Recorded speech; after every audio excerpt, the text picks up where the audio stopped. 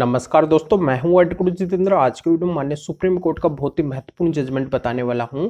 इसके अकॉर्डिंग मैं क्लियर करने वाला हूं कि अगर पति के ऊपर आईपीसी 498 या फिर डीपी एक्ट का सेक्शन 3 और 4 के अंतर्गत अगर केस हुआ है तो उनके लिए बहुत ही महत्वपूर्ण वीडियो है, क्योंकि यहाँ पे इस जजमेंट के अकॉर्डिंग आईपीसी 498 और डीपी एक्ट का जो सेक्शन 3 और 4 है उसको हटा दिया गया है। तो यहाँ पे पति के लिए बहुत ही बड़ी राहत है, उनके लिए बहुत ही महत्वपूर्ण वीडियो है, इसलिए अंत तक पूरा वीडियो देखना होगा, तभी पूरी जानकारी समझ में आएगी। आधे अधूरी वीडियो से कोई भी जानकारी समझ में नहीं आती है। तो पहले तो आप इस वीडियो को लाइक कर दीजिए, 1 सेकंड का टाइम लगेगा, क्योंकि आपके फायदे का वीडियो है। लाइक बनता है तो लाइक कर दीजिए, और वीडियो को आपको शेयर भी करना है देखने के बाद में। और आपके इस चैनल को सब्सक्राइब नहीं किया है, सब्सक्राइब करके बेल आइकन को भी दबा दीजिए।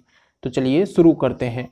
तो दोस्तों यहाँ पे मैं क्लियर कर देता हूँ कि बहुत बार बहुत से लोगों के साथ में बहुत बड़ा धोखा हो जाता है। वो एक विश्वास के ऊपर चलते हैं और उनको नहीं पता होता है कि यहाँ पे उनके साथ में विश्वासघात भी हो सकता है। यहाँ पे बहुत से मामले ऐसे भी आते हैं।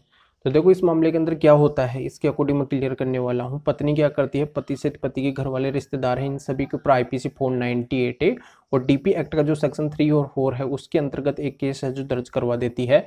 और ये कोर्ट से केस होता है, इसकी समनिंग होती है पति के पास में। तो पति इसकी क्वेश्चन के लिए डायरेक्ट हाई कोर्ट जाते हैं 482 सीआरपीसी में, और वहाँ पे अपनी बात रखते हैं कि यहाँ पे जो है पत्नी केस करवाई है, इसके बाद में हमारा एक सेटलमेंट डिड है जो हो चुका है, यानी कि हम दोनों का एक सेटलमेंट हो चुका है, हमने एक समझौता कर लिया है। पर यहाँ पे पत्नी ने इन केसों को वापस नहीं लिया है, हमें इन केसों को है जो बंद करवाना है। पर यहाँ पे हाई कोर्ट के द्वारा पति की बातों के ऊपर ध्यान नहीं दिया जाता है। पति यहाँ पे क्वेश्चन के लिए जो गए हैं इन दो सेक्शनों को लेके, आईपीसी 498 डीपी एक्ट का सेक्शन 3 और 4, ये विशेष सेक्शन होते हैं। पति को इन सेक्शन के अकॉर्डिंग कोई राहत हाई कोर्ट से नहीं मिलती है, पति की क्वेश्चन है जो नहीं हो पाती है।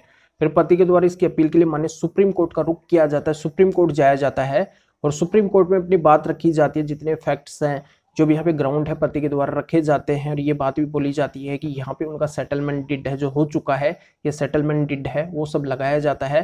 फिर यहाँ पे माननीय सुप्रीम कोर्ट के द्वारा मामले को गहराई से देखा जाता है। ये पाया जाता है कि इन धाराओं से बचाव के लिए काफी सारे ग्राउंड एविडेंस वगैरह पति के पास में है। और दूसरा यहाँ पे इंपॉर्टेंटली सेटलमेंट डिड है। सेटलमेंट डिड से क्लियर हो रहा है कि अब दोनों के बीच में कोई विवाद नहीं रहा है, पति पत्नी यहाँ पे है जो सेटलमेंट कर चुके हैं।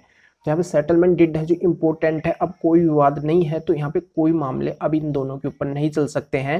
यानी कि पत्नी जो भी मामले यहाँ पे कर रखी है आईपीसी 498 डीपी एक्ट का सेक्शन 3 और 4, ये मामला अब पति के ऊपर नहीं चल सकता है अगर यहाँ पे सेटलमेंट हो चुका है।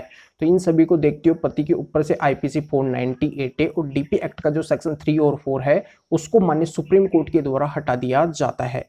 तो यहाँ पे ये क्लियर हो गया होगा कि अगर यहाँ पे दोनों पक्षों का सेटलमेंट हो जाता है, सेटलमेंट डिड अगर होती है, तो उसके आधार पे अगर कोई मामले पेंडिंग है तो उनको आप हटवा सकते हैं, यहाँ पे उनको आप खारिज करवा सकते हैं। जानकारी यहाँ पे समझ में आ गई होगी तो वीडियो को जरूर लाइक करिए, अगर लाइक नहीं किया, और शेयर भी करें। और इस जजमेंट का लिंक है जो इस वीडियो को डिस्क्रिप्शन में दिया गया है, यहाँ पे आप रीड करके अच्छे से मामले को जान सकते हैं, समझ सकते हैं। तो फिर आगे मिलेंगे आपसे नए वीडियो नए टॉपिक के साथ में। आप सभी का बहुत बहुत धन्यवाद।